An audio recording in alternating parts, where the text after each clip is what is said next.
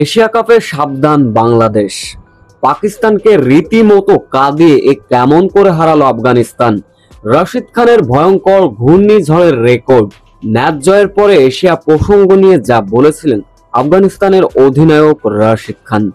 বিস্তারিত জানতে ভিডিওটি না টেনে সম্পূর্ণ দেখার অনুরোধ রইল।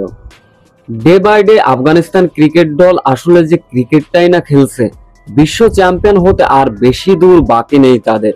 পাকিস্তানের মতো শক্তিশালী দলকে তাও আবার এমন করে হারানো যায়।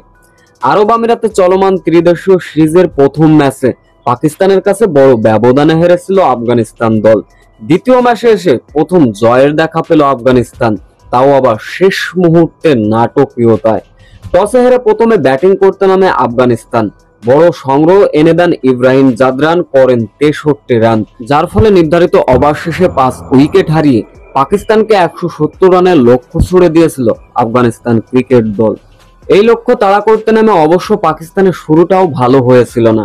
সায়েম আইয়ুব 0 রানের সাজঘরে ফিরলেন, ফায়ারান ফিরেছিলেন 78 রানে। মোহাম্মদ নবী মূলত প্রথমেই ফারুকির দুর্দান্ত বোলিং, তার দুর্দান্ত বোলিং এর কাছে পাকিস্তানের টপ অর্ডার ভেঙে চুরে পুরো দৌড়মার হয়ে যায়। এরপর অধিনায়ক সালমান আগা, নওয়াজরা রীতিমতো ব্যর্থ ছিলেন।